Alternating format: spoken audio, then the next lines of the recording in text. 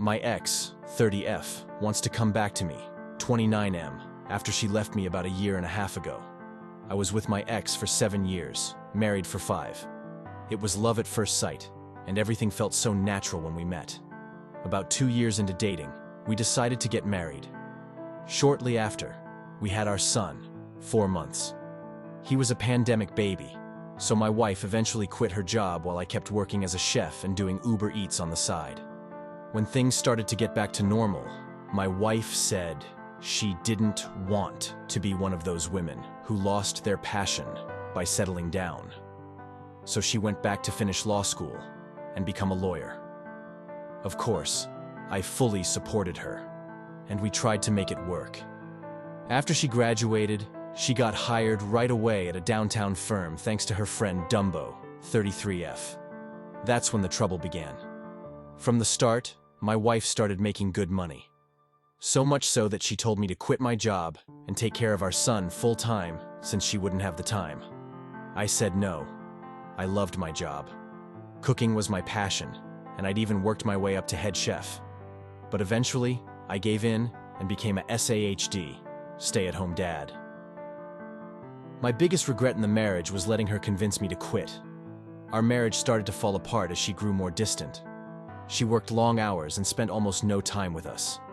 She'd go out drinking with co-workers on weekends, even going out of town sometimes. At home, she was constantly angry with me.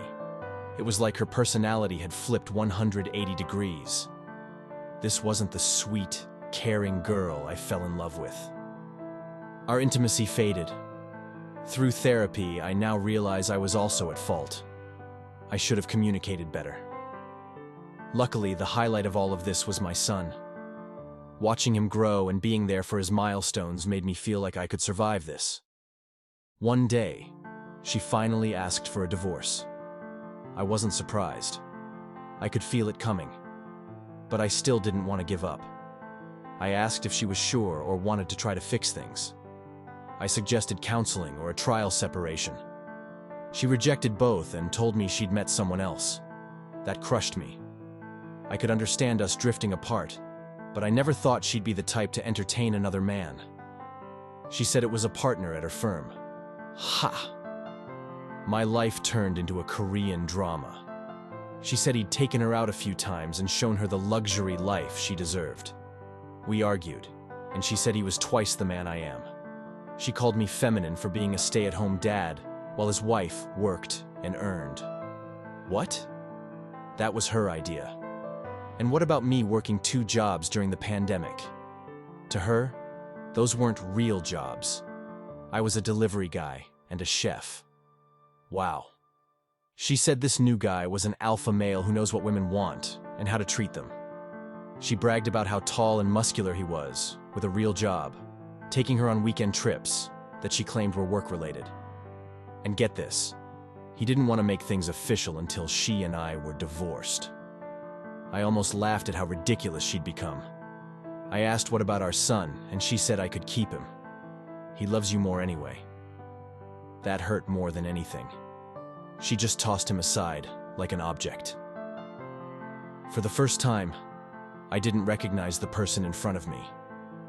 I won't lie. I let my anger get the best of me and said some hurtful things back. I could tell it hit her. Maybe because I rarely got angry. She turned and left. After she left, I cried for 2 weeks, hoping she'd call and come back. I don't know. I didn't love her anymore, but life without her was terrifying. The only thing that kept me going was my son. I knew I couldn't turn to drinking or go dark for him. I managed to get a job again, even if just a few weeknights. Better than nothing. The next few months, I kept my head down and worked. The divorce moved fast. Before I knew it was official. The worst part? I had no support. On social media, everyone praised her for being a strong, independent woman who broke free from chains, like I was some villain holding her back. Not one person checked on me. Honestly, that's not even why I turned to therapy. But I did, and I haven't looked back. If you're unsure about therapy, let me tell you, it works. Now flash forward to this week. I got a call from an unknown number. It was my ex, sobbing. She told me her alpha boyfriend found someone new, and she was too afraid to confront him because he's a partner at her firm. She finally opened up and explained how things led to this point. Basically, my ex has always been very pretty and outgoing. After our son was born and the pandemic hit, she felt ugly and insecure, even when I told her she was beautiful. So when she got the job, she finally got the validation she craved.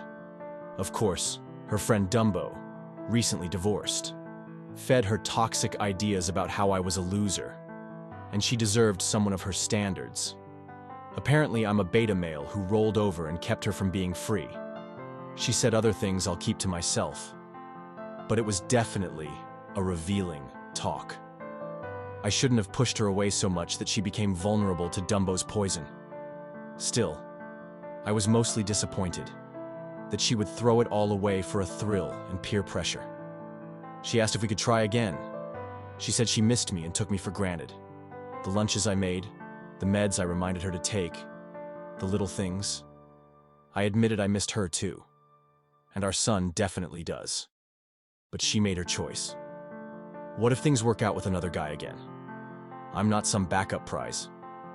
She cried, said she wanted to call a week after she left but was too proud. I told her no, and hung up. Since then, my phone's been blowing up. Friends and family calling me heartless, that she was vulnerable and used. And instead of helping her, I left her to pick up the pieces alone. Not gonna lie, that message hurt the most. I really respect her father, so I listened when he called. He wants me to come over this weekend with our son for a resolution intervention, just to hear both sides and see if it's truly fixable. I'll go, but I plan to stand firm in my answer. Still, the messages I keep getting are making me second-guess myself. I just want to make sure I'm not the one in the wrong before I show up.